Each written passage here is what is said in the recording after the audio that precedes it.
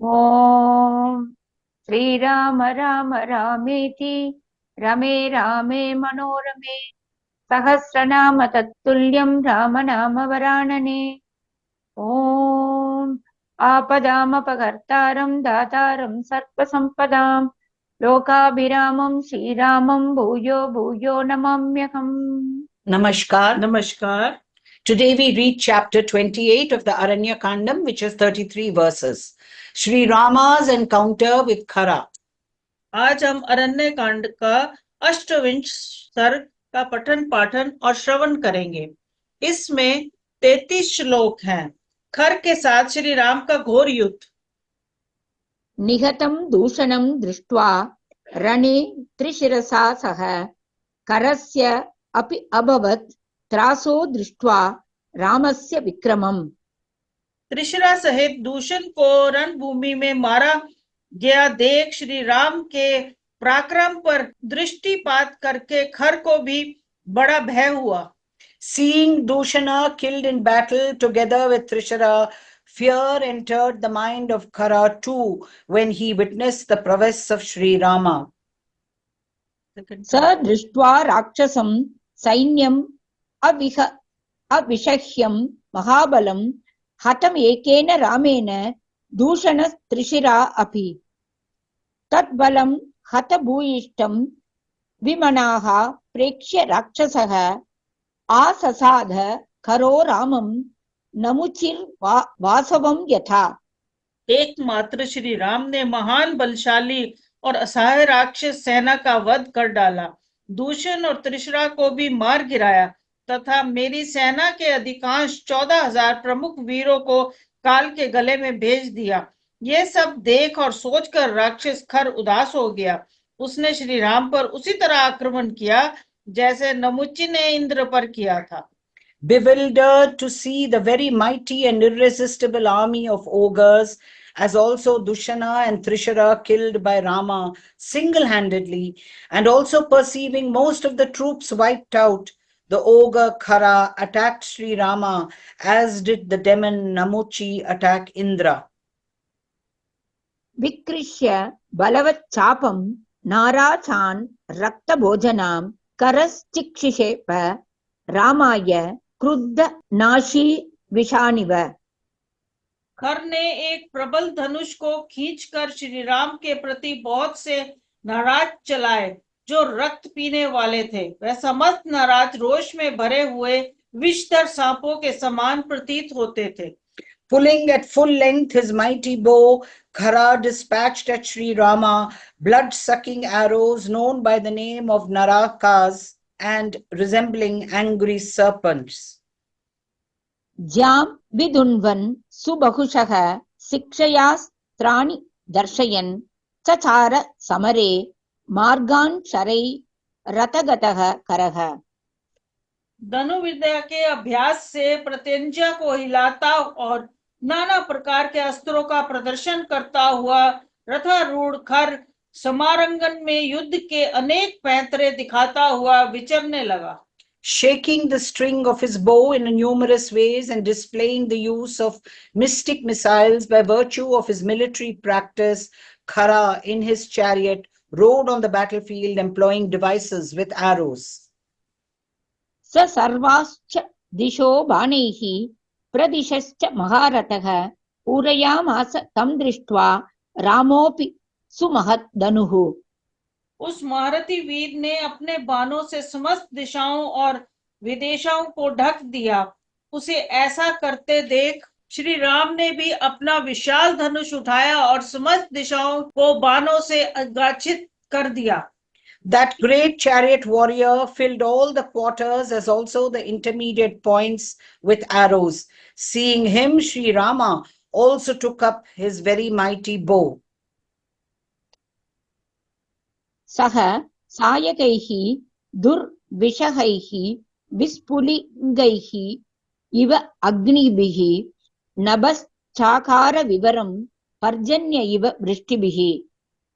जैसे मेघ जल की वर्षा से आकाश को ढक देता है, उसी प्रकार श्री रघुनाथ जी ने भी आग की चिंगारियों के समान दुस्साह साय की वर्षा करके आकाश को ठसाठस भर दिया, वहां थोड़ी सी भी जगह खाली नहीं रहने दी। He covered the entire sky with his formidable arrows, resembling sparks of fire, as does the god of rain with showers. तत् बभूव शितैः बाणैः कर राम विसर्जितैः पर्याकाशम् अनाकाशं सर्वतः शरसंकुलम्। हर और श्री राम द्वारा छोड़े गए पहने बाणों से व्याप्त हो सब और फैला हुआ आकाश चारों ओर से बाणों द्वारा भर जाने के कारण अवकाश रहित हो गया। Thickly set with arrows on all sides, because of the sharp arrows discharged both by Khara and Sri Rama, the sky round about them was left without any empty space. शरजालावृतः सूर्यो न तदा स्म प्रकाशते अन्योन्य वद संरंभाद उभयोः संप्रयुध्यतोः। एक दूसरे के वध के लिए रोष पूर्वक जूझते हुए उन दोनों वीरों के बाण जाल से आच्छादित होकर सूर्य देव प्रकाशित नहीं होते थे। Screened by the network of arrows discharged by both the warriors, who were fiercely fighting in their zeal to kill each other, the sun was not visible at that time. ततो नालीक नाराचैः तीक्ष्णाग्रैश्च विकर्णिभिः आजगान रणे रामं तोत्रैरिव महाद्वीपम्। तदंतर खर ने रणभूमि में श्री राम पर नाली नराज और तीखे अग्रभाग वाले विक्रीन नामक बाणों द्वारा प्रहार किया, मानो किसी महान गजराज को अंगुक्षोक द्वारा मारा गया हो। Then, like one striking a lordly elephant with a goad, Khara hit Sri Rama with arrows of various kinds, such as the Nalikas, the Narakas, and sharp-pointed Vikarnis on the field of battle. तं रथस्थं धनुष्पाणिं राक्षसं पर्यवस्थितं दुदृशुः सर्वभूतानि पाशहस्तम् इवान्तकम्।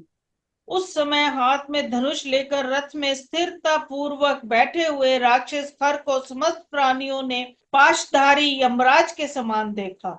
All created beings saw that ogre rooted firmly in his chariot, bow in hand like death himself with a noose in his hand. हन्तारं सर्वसैन्यस्य पौरुषे पर्यवस्थितं परिश्रान्तं महासत्वं मेने रामं करस्तदा। उस वेला में समस्त सेनाओं का वध करने वाले तथा पुरुषार्थ पर डटे हुए महान बलशाली श्री राम को खर ने थका हुआ समझा। At that time, Khara thought Sri Rama, the destroyer of his entire army, who was possessed of great might and intent on heroism, to be dead tired. तं सिंहमिव विक्रान्तं सिंहविक्रान्तगामिनं दृष्ट्वा न उद्विजते रामः सिंहः क्षुद्रमृगं यथा। यद्यपि वह सिंह के समान चलता और सिंह की ही तुल्य पराक्रम प्रकट करता था, तो भी वे उस खर को देखकर श्री राम उसी तरह उद्विग्न नहीं होते जैसे छोटे से मृग को देखकर सिंह भयभीत नहीं होता है। Sri Rama, however, did not feel perturbed in the least to see him bold as a lion and striding like one any more than a lion would feel perturbed to see a small deer. ततः सूर्यनिकाशेन रथेन महता करः आससाद अथ तं रामं पतंग इव पावकम्। तत्पश्चात जैसे पतंगा आग के पास जाता है, उसी प्रकार खर अपने सूर्य तुल्य तेजस्वी विशाल रथ के द्वारा श्री रामचंद्र जी के पास गया। Then in a large chariot blazing as the sun, Khara approached the celebrated Sri Rama even as a moth would approach a fire. ततो अस्य सशरं चापं मुष्टिदेशे महात्मनः करश्चिच्छेद रामस्य दर्शयन् हस्तलाघवम्। वहां जाकर उस राक्षस खर ने अपने हाथ की फुर्ती दिखाते हुए महात्मा श्री राम के बाण सहित धनुष को मुट्ठी पकड़ने की जगह से काट डाला। Thereupon, displaying his dexterity of hand, Khara split the bow along with the arrow near the fist of the high-souled Sri Rama. सः पुनः त्वपरान् सप्त शरान् आदाय मर्मणि निजगान रणे क्रुद्धः शक्रसनि समप्रभान्। फिर इंद्र के वज्र की भांति प्रकाशित होने वाले दूसरे 7 बाण लेकर रणभूमि में कुपित हुए खर ने उनके द्वारा श्री राम के मर्म स्थल में चोट पहुंचाई। Again, taking 7 more arrows shining brightly at the thunderbolt of Indra, Kara for his part angrily discharged them at the vital parts of Sri Rama on the battlefield. ततः शरसहस्रेण रामम् अप्रतिम औजसम् अर्दयित्वा महानादं ननाद समरे करः। तदंतर अप्रतिम बलशाली श्री राम को सहस्त्रों बाणों से पीड़ित करके निशाचर खर स्मर भूमि में जोर जोर से गर्जना करने लगा। Then, hurting Sri Rama of unparalleled prowess with 1,000 arrows, Kara uttered a loud roar on the battlefield. ततः तत्प्रहतं बाणैः करमुक्तैः सुपर्वभिः पपात कवचं भूमौ रामस्य आदित्यवर्चसम्। खर के छोड़े हुए उत्तम गांठ वाले बाणों द्वारा कटकर श्री राम का सूर्य तुल्य तेजस्वी कवच पृथ्वी पर गिर पड़ा। Hit hard by the smooth-knobbed arrows discharged by Kara, the well-known armor of Sri Rama, bright like the sun, thereupon fell on the ground. स शरैः अर्पितः क्रुद्धः सर्वगात्रेषु राघवः रराज समरे रामो विधूमो अग्निरिव ज्वलन। उनके सभी अंगों में खर के बाण धस गए थे। उस समय कुपित हो स्मर भूमि में खड़े हुए श्री रघुनाथ जी धूम रहित प्रज्वलित अग्नि की भांति शोभा पा रहे थे। Getting enraged when pierced with arrows all over his limbs, Sri Rama, scion of the Raghuvamsha, shone on the battlefield like a smokeless, burning fire. ततो गंभीर निर्ह्रादं रामः शत्रु निबर्हणः चकारान्ताय स रिपोः खड्गम् अन्य महद्दनुः। तब शत्रुओं का नाश करने वाले भगवान श्री राम ने अपने विपक्षी का विनाश करने के लिए एक दूसरे विशाल धनुष पर, जिसकी ध्वनि बहुत ही गंभीर थी, प्रत्यंजया चढ़ाई। Then Sri Rama, the exterminator of his foes, strung another mighty bow which made a deep sound to bring about the end of his enemy. सुमहत् वैष्णवं यत् तदितः सृष्टं महर्षिणा वरं तत् धनुरुद्यम्य करं सम अभिधावत। महर्षि अगस्त्य ने जो महान और उत्तम वैष्णव धनुष प्रदान किया था, उसी को लेकर उन्होंने खर पर धावा किया। Raising that excellent and very mighty bow belonging to Lord Vishnu that had been gifted by the eminent sage Agastya, he darted towards Khara. ततः कणः पुंकैस्तु शरैः सन्नथ पर्वभिः चिच्छेद रामः संक्रुद्धः करस्य समरे ध्वजम्। उस समय अत्यंत क्रोध में भरकर श्री राम ने सोने की पांख और झुकी हुई गांठ वाले बाणों द्वारा समारंगन में खर की ध्वजा काट डाली। Then highly enraged, Sri Rama cut down the ensign of Khara on the battlefield by means of gold-feathered arrows with level nodes. न दर्शनीयो बहुधा विच्छिन्न कांचनो ध्वजः जगाम धरणीं सूर्यो देवतानां इवाज्ञया। वे दर्शनीय स्वर्ण में ध्वज अनेक टुकड़ों में कटकर धरती पर गिर पड़ा, मानो देवताओं की आज्ञा से सूर्य देव भूमि पर उतर आए हों। Split into many parts, that attractive gold ensign fell down on the earth like the sun god at the command of the gods. तं चतुर्भिः करः क्रुद्धो रामं गात्रेषु मार्गणैः विव्याध हृदि मर्मज्ञो आतंकमिव तोमरैः।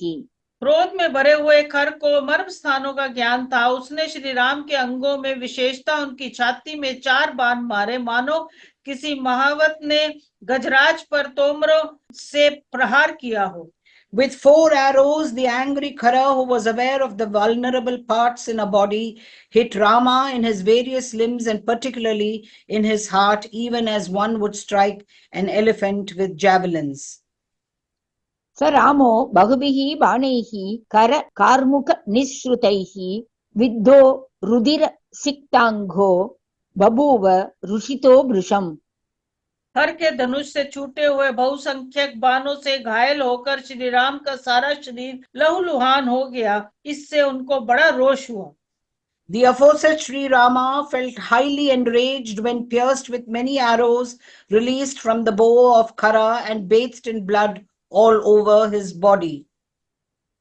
स धनुर् धन्विनां श्रेष्ठः संगृह्य परमाघवे मुमोच परमेश्वासः षट् शरान् अभिलक्षितान्। धनुधार में श्रेष्ठ महाधनुधर श्री राम ने युद्ध स्थल में पूर्वोक्त श्रेष्ठ धनुष को हाथ में लेकर लक्ष्य निश्चित करके खर को 6 बाण मारे। Grasping firmly his bow in that great battle, Sri Rama, the foremost of bowmen who wielded a great bow, discharged 6 well-aimed arrows. शिरस् एकेन बाणेन द्वाभ्यां बाहवो रथार्पयत् त्रिभिः चन्द्रार्ध वक्त्रैश्च वक्षस्य अभिजगानः। उन्होंने एक बाण उसके मस्तक में, दो से उसकी भुजाओं में और 3 अर्धचंद्रकार बाणों से उसकी छाती में गहरी चोट पहुंचाई। They say he pierced Khara in the head with 1 arrow, with 2 more the arms, and with 3 crescent-shaped arrows hit him hard in the chest. ततः पश्चान् महातेजा नाराचान् भास्करोपमान् जगान राक्षसं क्रुद्धस्त्रयोदश शिलाशितान्। तत्पश्चात महातेजस्वी श्री रामचंद्र जी ने कुपित होकर उस राक्षस को शान पर तेज किए हुए और सूर्य के समान चमकने वाले 13 बाण मारे। After that, Sri Rama, who was exceptionally glorious, discharged at the ogre 13 arrows whetted on the stone and blazing like the sun. रथस्य युगमेकेन चतुर्भिः शबलान् हयान् षष्ठेन च शिरः संख्ये चिच्छेद करसारथेः। एक बाण से तो उसके रथ का जुआ काट दिया, 4 बाण से चारोचित कबरे घोड़े मार डाले और 6ठे बाण से युद्ध स्थल में खर के सारथी का मस्तक काट गिराया। With 1 arrow he cut down the yoke of the chariot, with 4 the spotted horses, and with the 6th he cut off the head of Khara's charioteer on the battlefield. त्रिभिः त्रिवेणून् बलवान् द्वाभ्याम् अक्षं महाबलः द्वादशेन तु बाणेन करस्य सशरं धनुः चित्वा वज्रनिकाशेन राघवः प्रहसन् इव त्रयोदशेन इन्द्रसमो बिभेद समरे करम्। तत्पश्चात 3 बाणों से त्रिवेणु जुए के आधार दंड और 2 से रथ के घुरे को खंडित करके महान शक्तिशाली और बलवान श्री राम ने 12वें बाण से खर के बाण सहित धनुष के 2 टुकड़े कर दिए। इसके बाद इंद्र के समान तेजस्वी श्री राघवेंद्र ने हंसते हंसते वज्र तुल्य 13वें बाण के द्वारा समारंगन में खर को घायल कर दिया। Having cut down the 3 arrows, the 3 shafts supporting the yoke, with 2 the axle, and with the 12th, which shone brightly like a thunderbolt, the bow and the arrow of Khara, Sri Rama, for his part, who was possessed of exceptional might and looked like Indra, pierced Khara in the heart as though laughing on the battlefield with the 13th arrow. प्रबग्न दन्वा विरतो हताश्वो हतसारथिः गदा पाणिः अवप्लुत्य तस्थौ भूमौ करस्तदा। धनुष के खंडित होने, रथ के टूटने, घोड़े के मारे जाने और सारथी के भी नष्ट हो जाने पर खर उस समय हाथ में गदा ले रथ से कूदकर धरती पर खड़ा हो गया।